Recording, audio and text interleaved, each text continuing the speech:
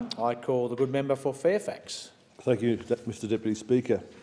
When truth prevails over injustice, we're all the winners.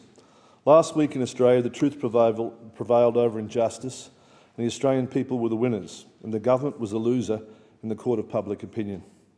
Australia's debt is around 12% of GDP, according to the OECD, and the average debt for the OECD is 73%. The IMF confirms this position. Australia's debt is 12% of GDP, and the average OECD is 73%. So while Australia is only one of 13 countries in the world with a AAA credit rating, the best rating in the world, one of the lowest debt levels in the world, the Treasurer and the Prime Minister tell all Australians we have a debt problem. Why do they tell such untruths to the whole country? No member of Parliament should vote for any appropriation bill for a government that lies to Australians and does so for an improper purpose. It seems the Liberal Party wants to fool Australians and grab their money and grab control of their lives. How can an appropriation bill for any purpose be believed? How can we have the faith in appropriating 1 cent to a government that has misled the Australian people over our debt levels? The Treasurer and the Prime Minister seek to destroy Australia's standard of living. Every Australian in and out of Parliament must hold the government to account. These bills stem from the Treasurer's betrayal of the election promises made by the Prime Minister and the Treasurer in the election campaign after the campaign was called. While the Prime Minister was very quick to attack the former Prime Minister, Julia Gillard, for breaking promises, these bills break many, many promises, and together the appropriation bills for the budget and their accompanying legislation will destroy the livelihood of millions of Australians. Now is the time for the nation to unite together as Australians and make it clear to the government that these changes to our lives will not stand. As a great man once said, an injustice done to a man anywhere is an injustice to all men everywhere. 4 female members of my electorate contacted me last week. They were aged between 73 and 86. They were living in a nursing home, and for the last 50 years they had voted for the Liberal Party. They informed me that they didn't vote for me at the last federal election, that they'd always voted Liberal, and they reminded me what a great Prime Minister Sir Robert Menzies was, how important the work that Malcolm Fraser had done for Australia, and what a great friend that John Howard had been to the elderly people of Australia. Every payday they hand over their pension to the nursing home that looks after them, and the home gives them back $15 a week. It's enough for them to pool their money every Friday so that they can catch a taxi and, based on their concessions, go and see a movie.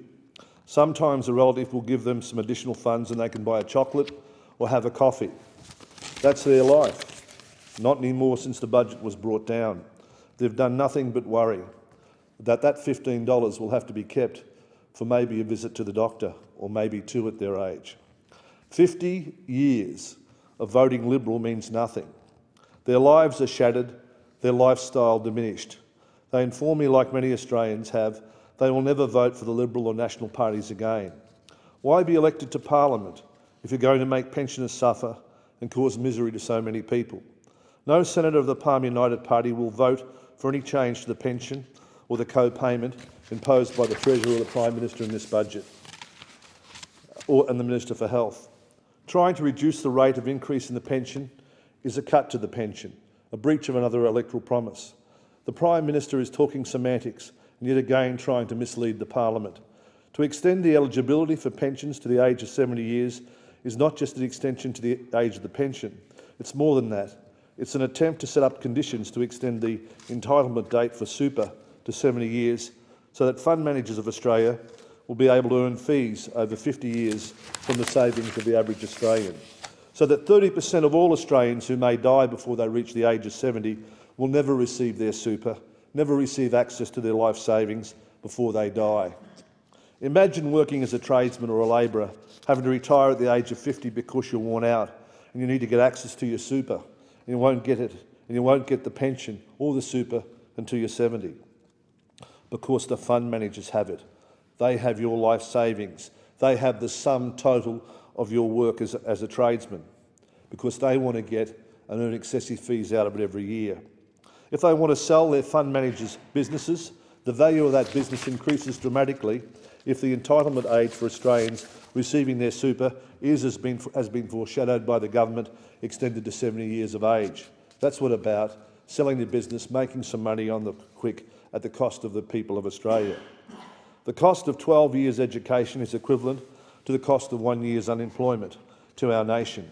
A good education policy is not only good social policy but a good economic policy. We rob the nation of the creativity and the excellence of its most promising citizens if we load them up as soon as they leave university with mountains of debt to handicap them or to inhibit their choice in careers. When you're 20 or 22 or 30, it's the time in your life to take risks, to be bold. The history of the world tells us that it's the young, it's the cream of the nation, who create the need and the leadership for incentivising the nation to do better. It was a young Thomas Jefferson, aged 30 years, that wrote in the US Constitution that all men are created equal. And Silicon Valley in the United States stands as a testimony as to what can be done and what has been done by so many young Americans. They gave the world Facebook, Yahoo, Google. None of these leaders of the world industry were saddled with HSC debt. They were free to pursue their lives, their dreams in their 20s, at a time when life was as it was meant to be, free and independent. And they were free to provide real leadership. The cost of paid parental scheme is nearly $20 billion, and still a stay-at-home mum with 4 children won't receive anything, and still a mother in part-time employment juggling two roles will get a pittance. The cost of a free university education in Australia is around $12 billion a year. I think freeing the best among us is more important than creating a scheme designed to make well-off women in our society more well-off while burdening our youth, senior citizens and those who cannot fend for themselves. I know when I left school, I registered for unemployment at the age of 18. I didn't know what I wanted to do in my life. Sometimes I was depressed, sometimes I felt a failure. I tried a number of times but couldn't find employment.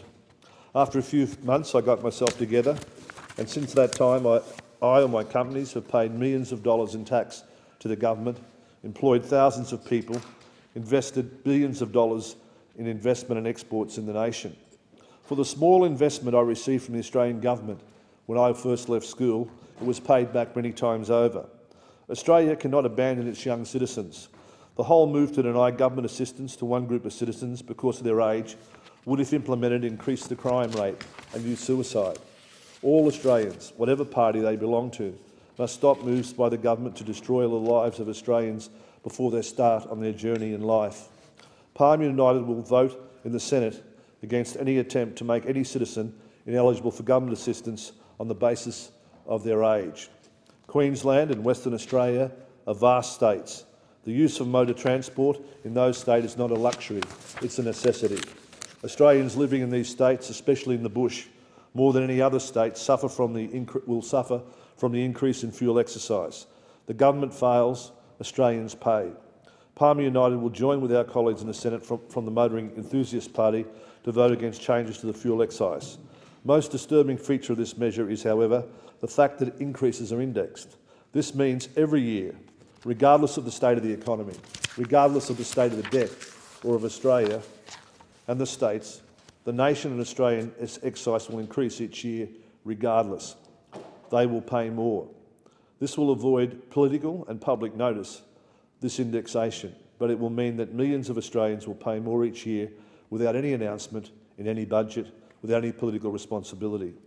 As the OECD tells us, confirmed by the Australian Parliamentary Library, Australia's debt is 12% of its GDP, and the average debt for the advanced economies is 73%. So for the Treasurer to say that we have a debt problem is just untrue. It's not one promise that's been broken by the Liberal government, it's many. The government is seeking to change our way of life as Australians to scare us so that they will destroy ourselves out of fear. If I told untruths as a director of a company to my shareholders and raised money for them or got elected to a board position on false representations, I'd be charged with deceptive and misleading conduct. So it must be with the Prime Minister and the Treasurer and all the ministers that serve in the government. To seek to impose a new tax in the form of a debt levy when our debt is not a problem based on international standards goes against every Liberal policy from the day of the foundation of the Liberal Party and is a betrayal of not only all members of the Liberal Party but all members of the community. The Liberal Party has always been a party that sought to reduce taxation. How can a Liberal government betray their members by imposing a so-called debt levy? The government is trying to create a false impression that there is a debt problem when there isn't. Australia's public social expenditure is less than half of the average of the OECD.